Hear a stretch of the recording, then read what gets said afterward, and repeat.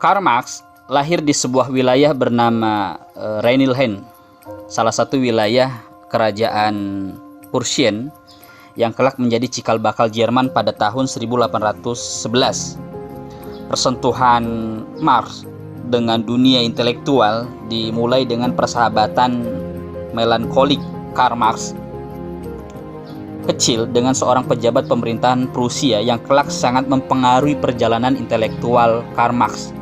Dalam persahabatannya, Marx dan Friedrich Ludwig von Westphalen, Marx menemukan batas-batas dimensi umur yang selama ini menjadi pakem hidup dalam keluarga Yahudi menguap sirna. Westphalen menganggap Marx bukan sebagai anak kecil, tapi sebagai seorang sahabat sama umur dan sama derajat. Dalam persahabatan inilah Westphalen, entah disengaja atau tidak, sedang melakukan kaderisasi intelektual. Ia mengenalkan Marx dengan karya-karya besar milik Goethe, seorang anggota Freemason, lalu Shakespeare, Cervantes, dan Hölderlin, serta seabrek tokoh pemikiran dunia yang lain di perpustakaan pribadi miliknya. Westphalen ini meminjami dan menjatah Marx membaca tentang buku apa saja. Westphalen juga seringkali bercerita tentang perjalanan intelektual tokoh-tokoh dunia. Dan Westphalen mengantar Marx pada sebuah dunia yang lebih tua dari usianya. Dunia buku dan wacana. Kelak hubungan ini mengendap jauh sama Marx kemudian tua. Para mahasiswa, kawan-kawan pemuda, remaja, pejuang, pembela orang-orang miskin yang dimuliakan Allah, Karl Marx berasal dari keluarga kecil Yahudi yang tinggal di dalam tembok ghetto, lokalisasi Yahudi yang cukup padat, lembab, dan penuh tata cara nenek moyang dan agama. Keluarga Marx ingin keluar dari lingkungan tersebut, meski untuk itu mereka meninggalkan agamanya. Keluarga Marx menembus kehidupan duniawi dengan harga mahal, yaitu mengorbankan agama nenek moyang yang mereka yakini. Karl Marx dilahirkan dalam lingkungan keluarga Yahudi karena kedua orang tuanya adalah keturunan rabi-rabi Yahudi. Dan dari mereka inilah Karl Marx mewarisi otaknya yang sangat luar biasa. Ketika ia masih berumur 6 tahun, keluarganya dibaptis dari agama Yahudi ke agama Kristen. Perpindahan agama dari agama Yahudi ke agama Protestan tentulah mempengaruhi jiwa Karl Marx yang masih kecil itu. Dengan demikian, Tuhan Karl Marx juga telah berganti dengan Tuhan yang lain, yaitu Tuhan Bapa yang telah mempunyai serikat Tuhan Yesus dan Tuhan Roh Kudus. Tuhan Bapa telah mempunyai anak dengan darah Yahudi bernama Maria dan anaknya bernama Yesus yang daging dan darahnya juga berupa zat Tuhan.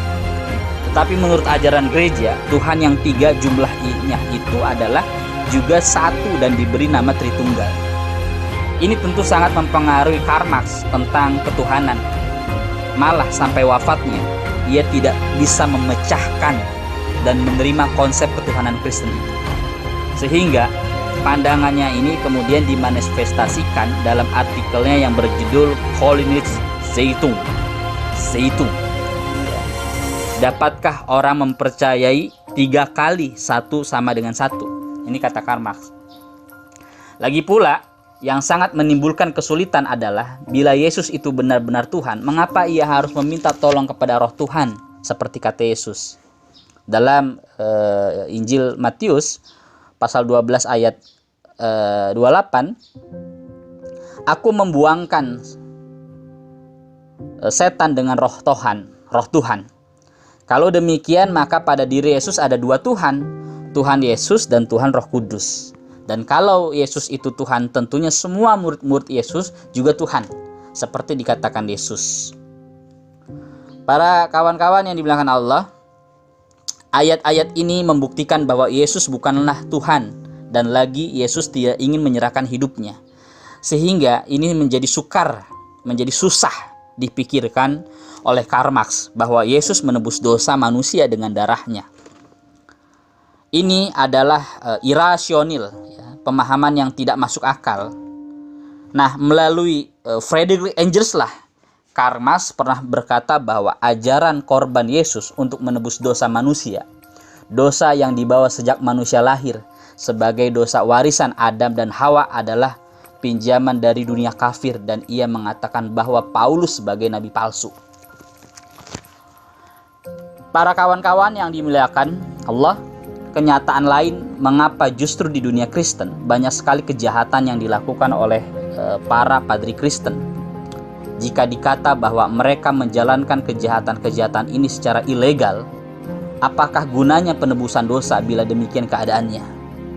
Fakta-fakta yang mengejutkan telah terbongkar tentang gereja-gereja Romawi dan Protestan yang membuka tabir tentang keadaan perilaku, ya, moral mereka yang cukup tidak baik dalam dunia Kristen. Bagaimana bisa diterima dengan adanya rekaman yang mengejutkan itu bahwa penebusan dosa Yesus adalah alat untuk menghapuskan dosa? Demikianlah pertentangan batin yang kemudian timbul dalam benak hati Karl Marx sampai ia menamatkan kuliah sekolah gimnasium pada umur 17 tahun di kota kelahiran.